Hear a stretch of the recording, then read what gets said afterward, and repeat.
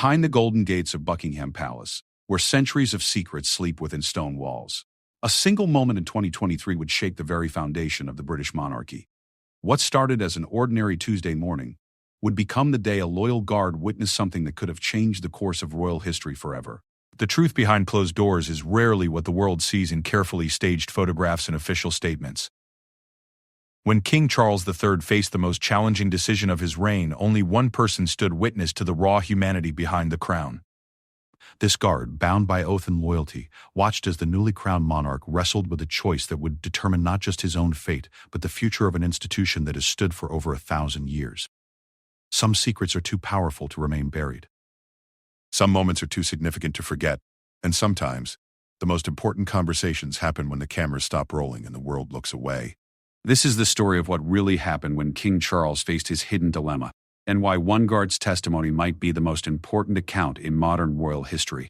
The September morning mist clung to the windows of Buckingham Palace like ghostly fingers, reluctant to let go of the night's secrets. Guard Sergeant James Morrison had been standing at his post for exactly 4 hours and 17 minutes when he first noticed something was different about King Charles III.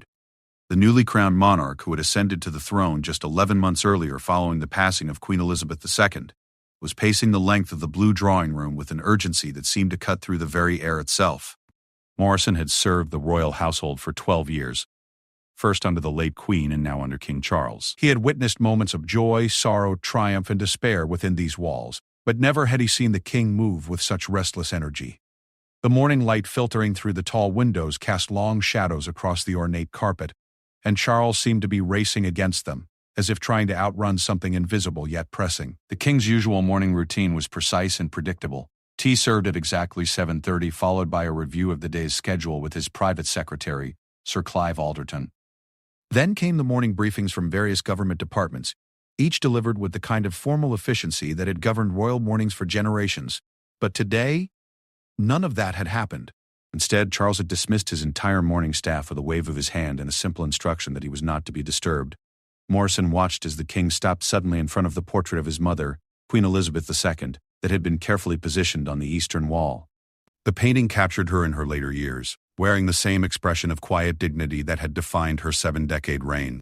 Charles stood before it for what felt like an eternity, his hands clasped behind his back, his head slightly bowed. From his position near the door, Morrison could see the king's lips moving silently, as if he were having a conversation with the painted image of his beloved mother. The silence in the room was broken only by the steady ticking of the 18th-century grandfather clock that had witnessed countless royal decisions throughout its long existence. Each tick seemed to echo at the weight of history, reminding everyone present that this palace had seen kings and queens face impossible choices for centuries. But there was something different about this moment, something that made Morrison's trained instincts tell him that what he was witnessing would be remembered long after this September morning had faded into history. At precisely 9:15, the door to the blue drawing room opened with a soft creak that seemed to cut through the tension like a blade. Sir Clive Alderton entered, carrying a leather briefcase that Morrison recognized immediately. It was the same case that had been used to carry the most sensitive royal documents for the past 30 years, its worn edges and brass clasps telling the story of countless private meetings and classified discussions. The private secretary's face was pale, his usual composed demeanor replaced by something that looked suspiciously like fear. Charles turned from the portrait, and Morrison could see that the king's face had aged years in just the few hours since dawn had broken. The lines around his eyes seemed deeper, his expression carrying the weight of something far heavier than the crown jewels themselves. The two men exchanged a look that spoke volumes without a single word being uttered. It was the kind of communication that only comes from years of working together through the most challenging circumstances imaginable. Sir Clive placed the briefcase on the mahogany table that dominated the center of the room, its polished surface reflecting the morning light like a mirror. The sound of the brass clasps opening echoed through the room with an almost ceremonial finality. Inside, Morrison could see several documents, each bearing the official seal of various government departments. But it was the red folder at the bottom of the case that seemed to capture both men's attention, its crimson color standing out like blood against the neutral tones of the other papers. The king's hands trembled slightly as he reached for the red folder, a detail that Morrison noted with the trained eye of someone whose job it was to notice everything while appearing to see nothing. In all his years of service, Morrison had never seen the king display such visible signs of distress. Even during the difficult days surrounding his mother's funeral, Charles had maintained the composed dignity expected of a monarch. But now, faced with whatever secrets that red folder contained, the king seemed to be struggling with something that threatened to overwhelm even his considerable strength. As Charles opened the folder, Morrison caught a glimpse of several photographs scattered among official-looking documents. The images were too far away for him to make out details, but the king's sharp intake of breath suggested they contained something deeply troubling. Sir Clive moved closer, pointing to specific sections of text while speaking in whispers so low that Morrison could barely make out individual words. The phrases he could catch seemed to involve dates, locations, and what sounded like code names. But the context remained frustratingly elusive. The conversation between the king and his private secretary continued for nearly an hour, their voices rising and falling like waves against the shore. At times, Charles would slam his hand on the table with enough force to make the crystal paperweights jump, while at other moments he would sink into one of the antique chairs as if the weight of the world had suddenly settled on his shoulders. Sir Clive, for his part, maintained the professional demeanor that had served him well throughout his career, but Morrison could see the strain in his posture and the way his hands occasionally shook when he turned the pages of the documents. As the morning wore on, Morrison began to piece together fragments of what was unfolding before him. The discussion seemed to center around a decision that had to be made quickly, something that could not be delayed or delegated to others. The urgency in both men's voices suggested that time was running out, that whatever crisis had prompted this secret meeting was approaching a critical juncture. The king kept returning to the same phrases, repeating them like a mantra of uncertainty and doubt. At one point, Charles rose from his chair and walked to the window overlooking the palace gardens, where early autumn was already beginning to paint the leaves in shades of gold and crimson. Morrison watched as the king's reflection in the glass seemed to merge with the landscape beyond, creating a double image that somehow captured the duality of his position. He was both the private man struggling with an impossible choice and the public figure whose every decision would be scrutinized by millions around the world. The gardens below were beginning to show signs of the day's activities.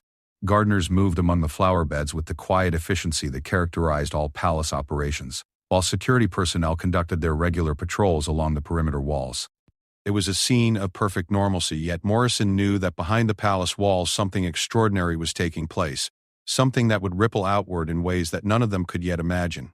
When Charles finally turned back from the window, his face had changed once again. The uncertainty and fear that had marked the early part of the morning had been replaced by something harder, more resolved. It was as if the act of looking out at his domain had reminded him of the responsibilities that came with his position, the obligations that stretched far beyond his personal desires or fears. He walked back to the table with renewed purpose, his stride more confident than it had been since Morrison had first observed him that morning. The transformation was remarkable to witness. This was the moment when Charles seemed to fully embrace the weight of his crown, when the private man wrestling with doubt gave way to the king who must make decisions that others could not. Morrison had seen glimpses of this transformation before, but never with such clarity or intensity. It was as if he were watching the very essence of monarchy crystallize before his eyes, the ancient alchemy that transformed ordinary mortals into symbols of national identity and continuity. The red folder was closed with deliberate precision, its contents apparently digested and processed. Sir Clive gathered the other documents, returning them to the briefcase with the same careful attention to detail that had marked his entrance. But Morrison noticed that the private secretary kept glancing at the king with an expression that seemed to combine admiration with concern, as if he were witnessing something that impressed and worried him in equal measure. As the morning drew toward its close, Morrison realized that he had been witness to something far more significant than a simple royal consultation.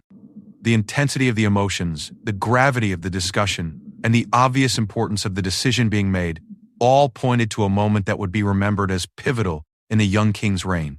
Whatever choice Charles was facing, it was clear that it would define not just his own legacy, but potentially the future of the monarchy itself. The grandfather clock chimed 11 times, its deep voice rolling through the room like a formal announcement. The sound seemed to break the spell that had held the blue drawing room in its grip for the past several hours, returning the space to the realm of ordinary palace business. But Morrison knew that nothing about this morning had been ordinary, and he suspected that the reverberations of whatever decision had been reached would continue to echo through the corridors of power for years to come.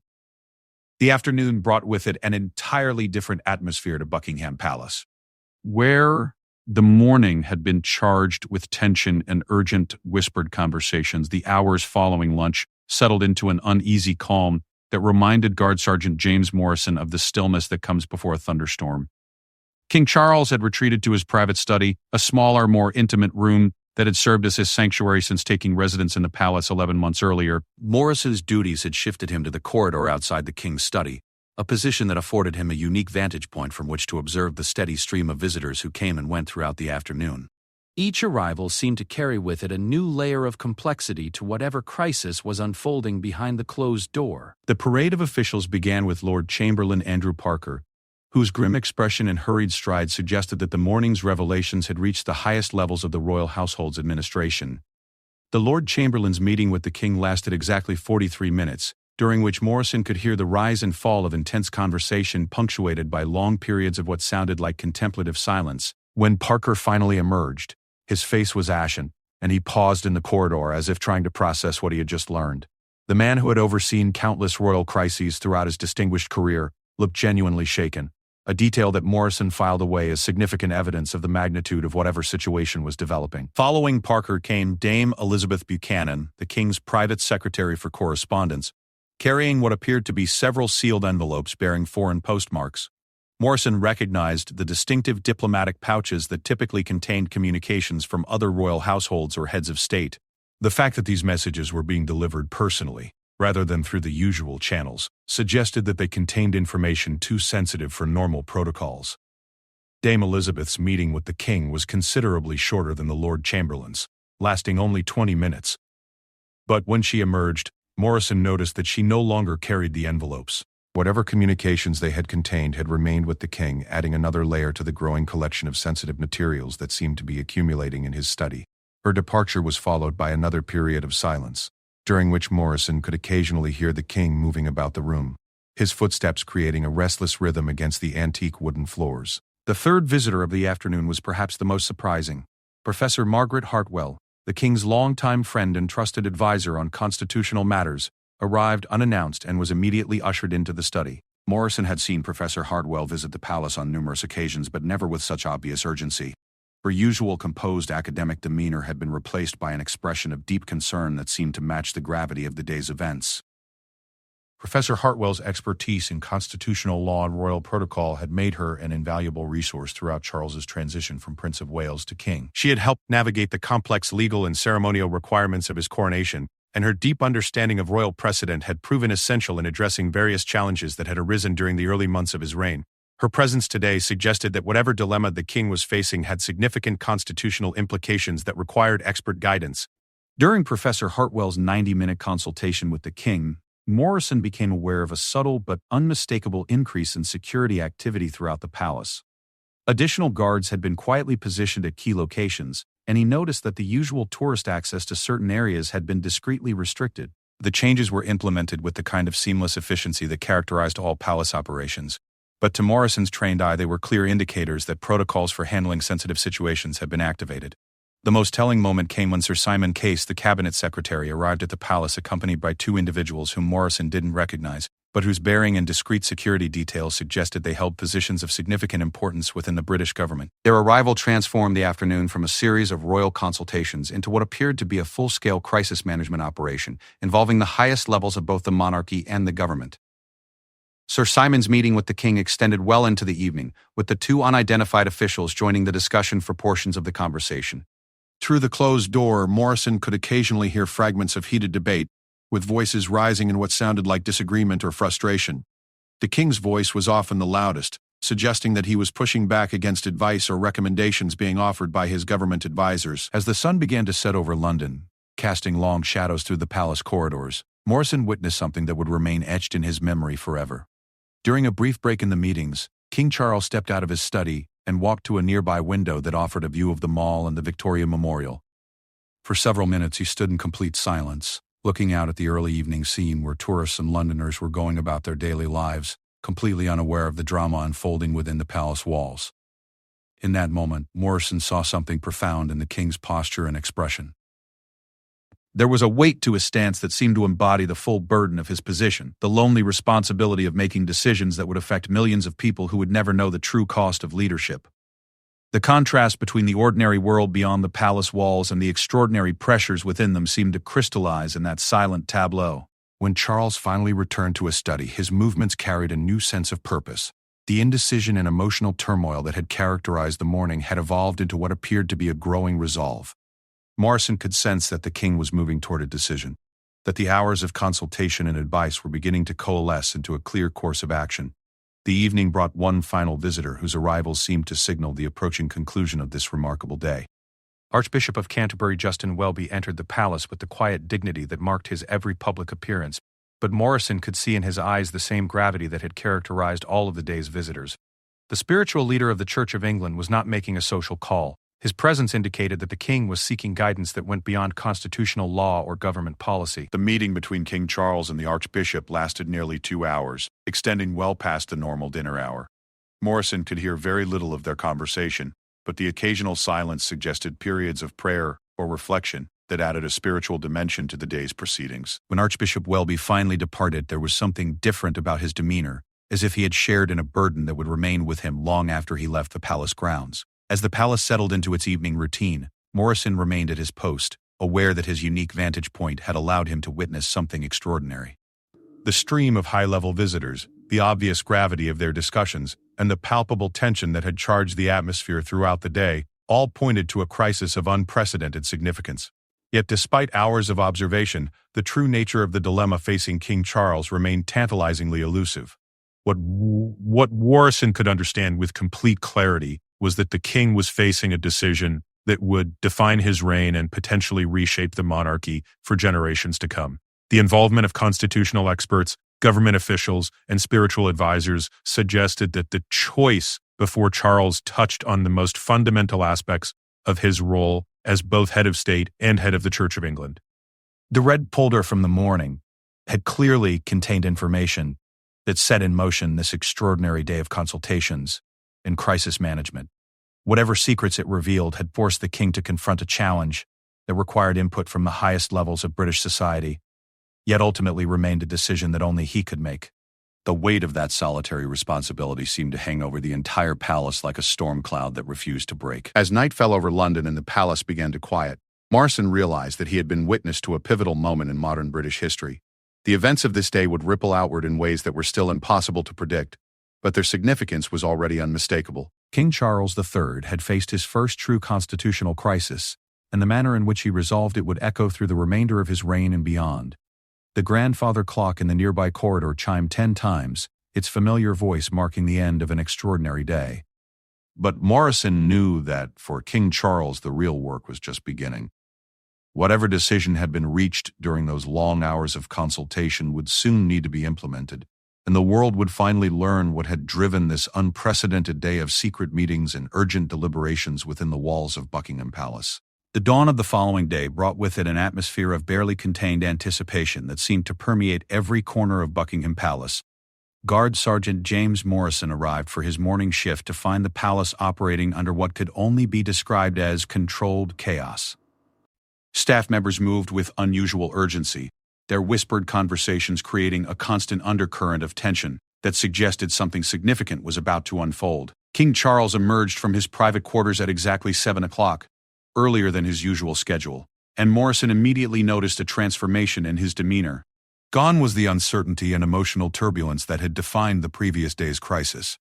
In its place stood a man who appeared to have found his resolve, whose bearing carried the unmistakable authority of someone who had made peace with a difficult decision and was prepared to see it through to its conclusion. The king's first action was to summon Sir Clive Alderton to the Blue Drawing Room, the same space where Morrison had witnessed the morning crisis that had set everything in motion just 24 hours earlier. But where yesterday had been characterized by desperate consultation and agonized deliberation, today's meeting carried the efficiency of implementation and action. The private secretary arrived carrying a different briefcase than the one from the previous morning, this one containing what Morrison assumed were the practical documents needed to execute whatever plan had been formulated.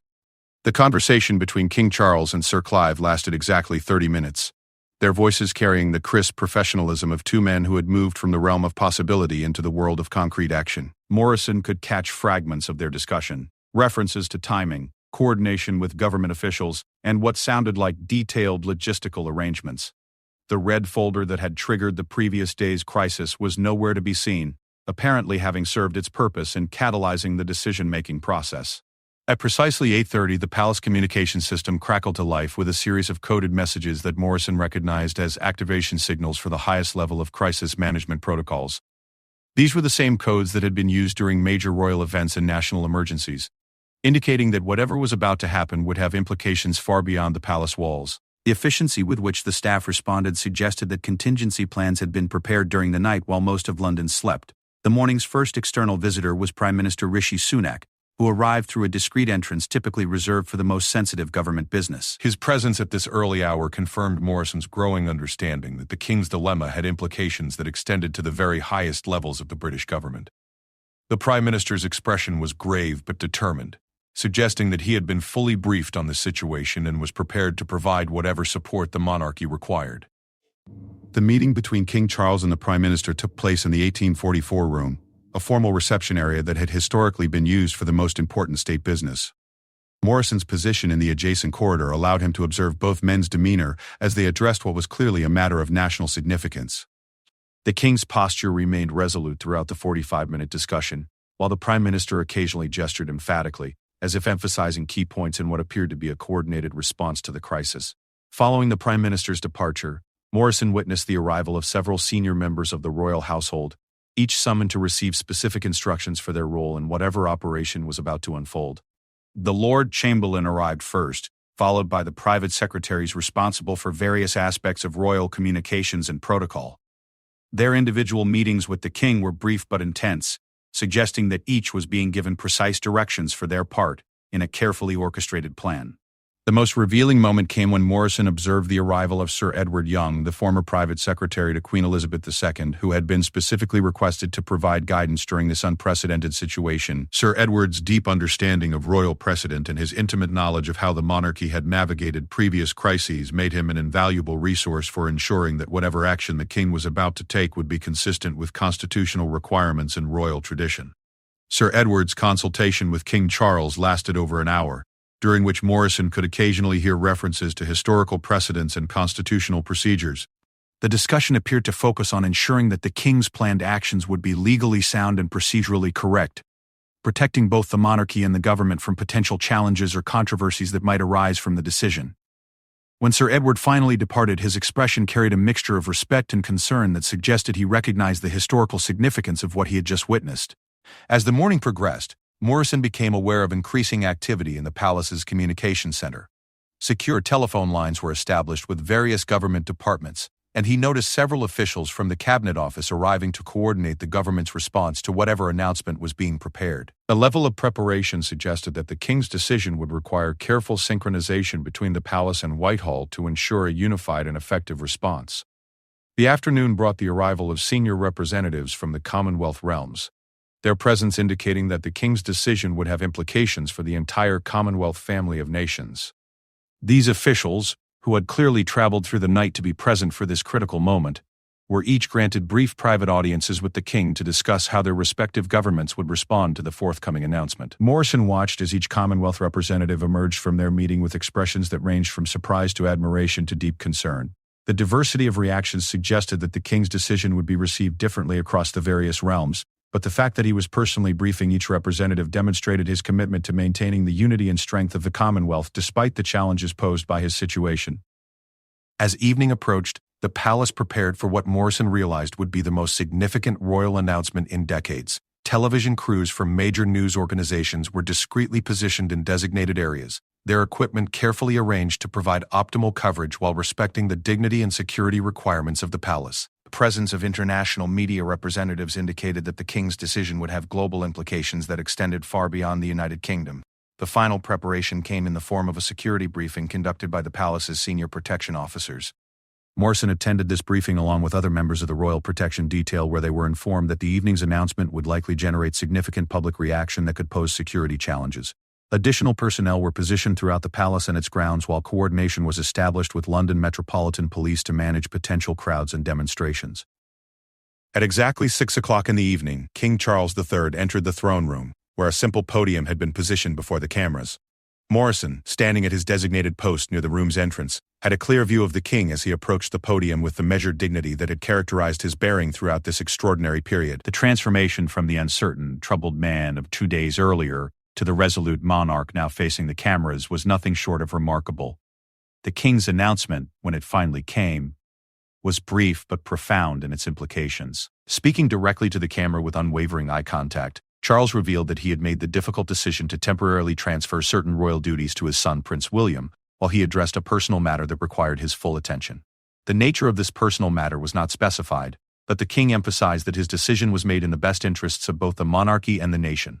Morrison watched as the king explained that this temporary arrangement would allow him to resolve the situation that had prompted this unprecedented action, while ensuring that the monarchy continued to fulfill its constitutional obligations without interruption. The announcement was delivered with the kind of quiet authority that reminded Morrison why Charles had been considered ready for the throne throughout his long preparation as heir apparent. The immediate reaction to the king's announcement was exactly what the palace had anticipated. Within minutes of the broadcast's conclusion, the palace switchboard was flooded with calls from journalists, politicians, and members of the public seeking additional information. Outside the palace gates, crowds began to gather, their voices creating a constant hum of speculation and concern that would continue well into the night. Morrison's role during the hours following the announcement was to maintain security and observe the public reaction while the palace staff worked to manage the unprecedented volume of inquiries and requests for information. The king himself retreated to his private quarters, where he spent the evening in consultation with his closest advisors about the implementation of the temporary arrangement he had announced. As Morrison's shift ended and he prepared to leave the palace, he realized that he had been witness to one of the most significant moments in modern royal history. The events of the past 2 days had demonstrated both the vulnerability and the strength of the monarchy, showing how even the most powerful institutions must sometimes adapt to unexpected challenges while maintaining their essential character and purpose.